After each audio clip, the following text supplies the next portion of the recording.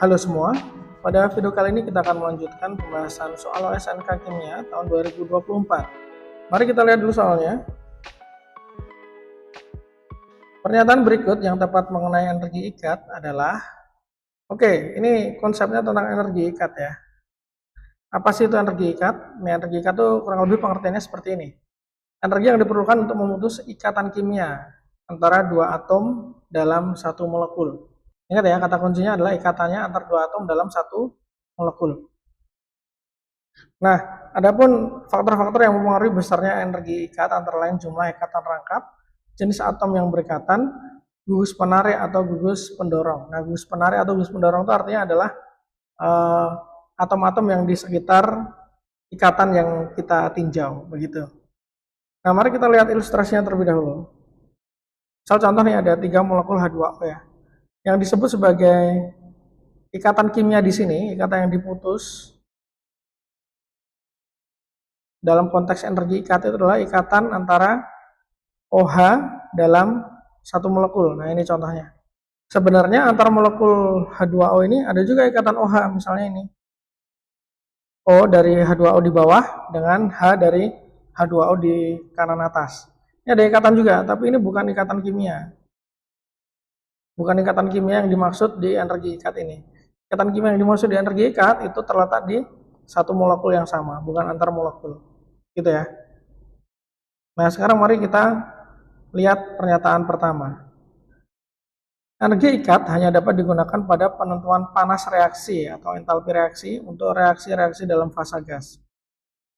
Kalau perhitungan entalpi ya atau panas reaksi, itu benar, konsep energi ikat itu hanya dapat digunakan pada zat yang berfase gas. Kenapa? Karena seperti yang kita lihat di ilustrasi tadi, kalau fasenya cair misalnya ya, akan ada ikatan antar molekul. Nah, padahal ikatan antar molekul ini untuk memutusnya perlu energi panas juga. Tapi dia tidak terhitung di energi ikat. Nah, maka kalau untuk fase cair, menggunakan energi ikat menghitung panas reaksi, itu jadinya tidak akurat. Seperti itu. Nah, kenapa fase gas bisa? Karena gas itu konsepnya gini. Gas itu jarak antar partikelnya atau antar molekulnya itu sangat jauh. Sehingga tidak ada tuh interaksi antar molekul. Karena sangat jauh ya. Jadi yang ada hanya ikatan antar atom dalam satu molekul saja. Makanya bisa menggunakan energi ikat dalam penentuan panas reaksi untuk yang fase gas. Ini pernyataan satu benar. Sekarang pernyataan 2. Energi yang dibutuhkan untuk memutus 3 ikatan NH pada molekul NH3 secara berturut-turut adalah sama karena 3 ikatan NH tersebut ekivalen.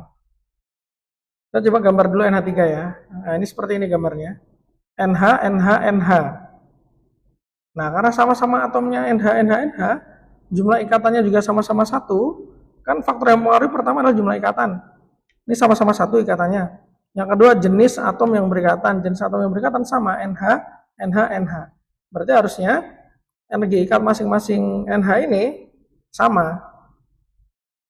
Berarti pernyataan 2 benar. Sekarang pernyataan 3, ikatan NH pada beberapa molekul berbeda. Seperti NH pada NH3, NH pada CH3, NH2. Memiliki energi ikat yang sedikit berbeda. Nah, kita gambar dulu ya, CH3NH2 ya. Nah, biar bisa sebagai perbandingan. Yang di kiri adalah NH3, yang di kanan adalah CH3NH2. Misalnya yang kita tinjau adalah NH yang di sini. Yang CH3NH2 yang ditinjau kita yang di sini ya. Dari segi jumlah ikatan sama, jenis atom yang berikatan sama. Nah, tapi gugus penarik dan gugus pendorong beda. Di molekul kanan ada gugus CH3, sementara di molekul kiri hanya ada gugus H. Maka nilai ikatan yang kita tinjau ini juga akan sedikit berbeda nilainya. So, pernyataan 3 benar juga. Jadi kesimpulannya di sini adalah pernyataan 1, 2, 3 benar semua ya. Jawabannya adalah E. Kita lanjut ke soal berikutnya. Inti-inti berikut dapat memberikan sinyal pada NMR, kecuali ini konsepnya tentang NMR ya, atau panjangan dari Nuclear Magnetic Resonance. Ini adalah salah satu metode untuk melakukan analisa struktur ya, struktur molekul kimia. Biasanya sih kimia organik. Nah, Atom-atom mana saja yang akan memberikan sinyal, itu ada kriterianya. Atom yang akan memberikan sinyal NMR, itu adalah atom yang memiliki inti atom dengan nuklear spin lebih besar dari 0. Nah, gimana menentukan nuklear spin? Ini adalah ringkasan tabelnya. Dia tergantung berapa proton yang dia punya dan berapa neutron yang dia punya. Kalau jumlah proton, event itu genap ya. Odd itu ganjil. Kalau jumlah protonnya genap, jumlah neutronnya genap, maka I-nya 0. Dia tidak akan terdeteksi oleh NMR. Ini. Tapi kalau protonnya ganjil, neutronnya ganjil, dia akan terdeteksi NMR. Kalau protonnya genap, neutronnya ganjil, terdeteksi NMR juga. Protonnya ganjil, neutronnya genap, dia terdeteksi juga. Nah, ini kan sebenarnya kalau jumlah proton dan neutron ini kita tambah, ini kan hasilnya adalah nomor massa ya. Kenapa di sini saya membahas nomor massa? Karena di opsi ABCDE ini yang diketahui adalah nomor massanya. Ini kan kalau jumlahnya ditambah, ini jadinya nomor massa. Genap tambah genap jadinya genap. Ganjil tambah ganjil jadinya genap. Genap tambah ganjil, ganjil. Ganjil tambah genap, ganjil juga. Syaratnya di sini kan nuklear spinnya lebih dari 0. Berarti kalau yang ganjil, dia kan pasti lebih dari 0 ya. Nomor massa yang ganjil pasti lebih dari 0. Artinya kalau punya nomor massa ganjil, dia akan bisa terdeteksi NMR, memberikan sinyal NMR. Nah, kita lihat aja, H ganjil berarti bisa, C13 ganjil berarti bisa, F19 ganjil berarti bisa, P31 ganjil berarti bisa. Nah, yang ini C12 genap. Harusnya sih kemungkinan besar jawabannya yang ini ya. Tapi kita buktikan aja dulu sekalian. C12 ini kan C sebenarnya dia punya nomor atom 6, nomor massa 12. Ini artinya dia memiliki jumlah proton 6, jumlah neutron 12 dikurangi 6, 6. Protonnya genap, neutronnya genap juga. Sama-sama genap. Proton genap, neutron genap, dia nuklear spinnya 0. Nah, terbukti ya.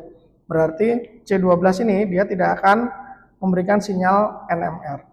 So, jawabannya di sini adalah yang B. Yang kita cari yang tidak memberikan sinyal ya, karena ini ada kata kecualinya.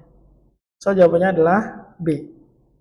Nah, sebagai tambahan, kenapa sih harus ganjil jumlah salah satu atau kedua proton dan neutronnya? Karena seperti ini.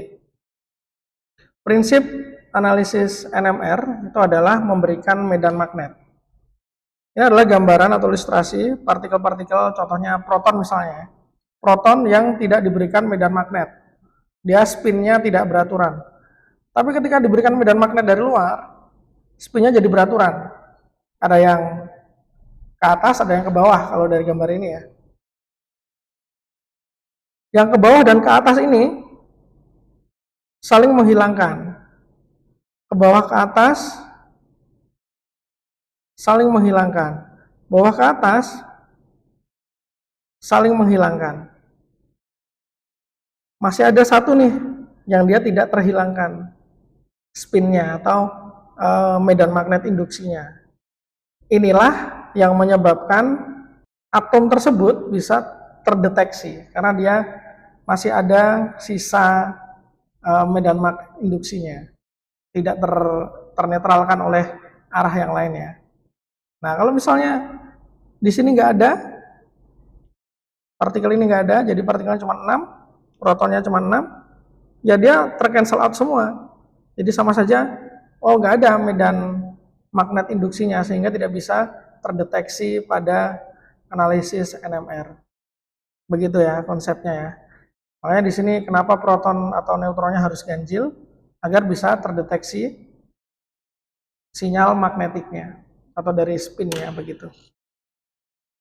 Kurang lebih seperti itu penjelasannya, semoga bisa dimengerti. Thank you sudah menonton. Selamat berjuang di OSNK 2025.